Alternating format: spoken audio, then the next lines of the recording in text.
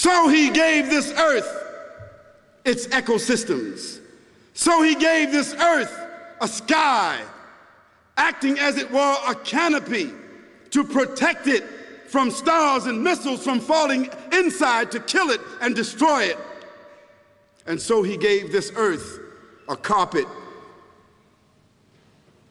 with mountains and streams, and placed upon that earth mountains to give it the balance it needs. And he gave that earth all kinds of vegetation. And he gave that earth the majority of its surface water so that it had life to generate other forms of life. And inside those oceans, he placed countless forms of life that we have yet to discover. And he placed inside those mountains gold, ore, diamonds, all kinds of things from which we gain our benefit from. And he placed inside the atmosphere itself what we need just to breathe and live. And from the dirt of the earth, he created the human beings after he created all the other forms of life. This is the decree that has been made in the Quran that was revealed 1424 years ago. This is not Walt Disney.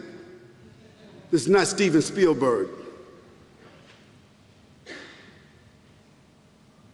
This is the voice of the creator of the heavens and the earth giving you and I some details. And he revealed this to his servant, his illiterate servant, born in the desert 1424 years ago. And then he says that he created us from dust, dirt, a substance from the earth, mixed with water. In one place he calls it nutfa. Nutfa means sperm. In another place he calls it turab. It means dust. In another place he calls it salsalin. It means a mixture of sounding clay. All of these themselves are descriptions of the origin of the human being and his nature. Then in the same verses, what does he say? He says, first, we created you from sperm, and after sperm, made you into a clot of blood clinging to the womb. Now think about that. When was it discovered from a scientific point of view, from an academic point of view? When was it discovered? When was that discovered? That the sperm, when it impregnated the egg, became a fetus, and then became a clot of blood, and that clot of blood clung to the womb of the mother so that it could get the nutrition and become a host. So the mother would become a host, and she would begin to feed it without even her own volition. Then he says, from that clot of blood, it began to hang.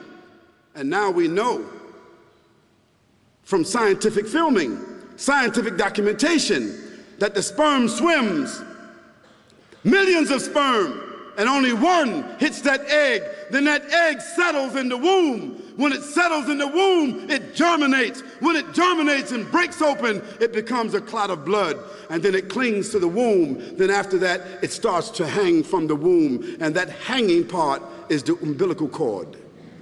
The Quran said that.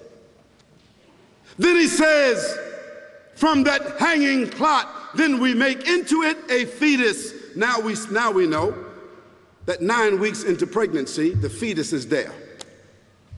The fetus, what is it? It's the brain. It's the spinal cord. It's the part of the human being that gives it all the senses and its identity. Then we know at 21 weeks, it's a fully grown embryo. With the heart pumping, with the lungs breathing, with the eyes fully formed, with the hands and the fingers and the toes and the kidneys functioning, fully formed at 12 weeks, 12 weeks, fully formed. Then he says, then we clothe that fetus with skin.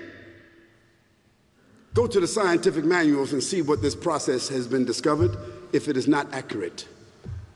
And then he says, after that we clothe it, then after that we bring it forward as another creature. So it comes forward as a child. Because as a child, now it has its own personality.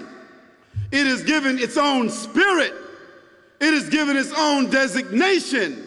It comes forward. It is named a child, a human with its own name and identity.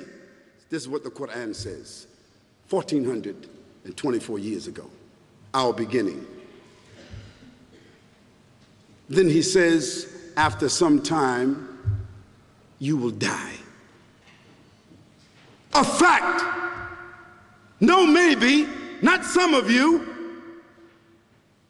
not the poorest of you, not the weakest of you, but all of you will come through this process and then you will die.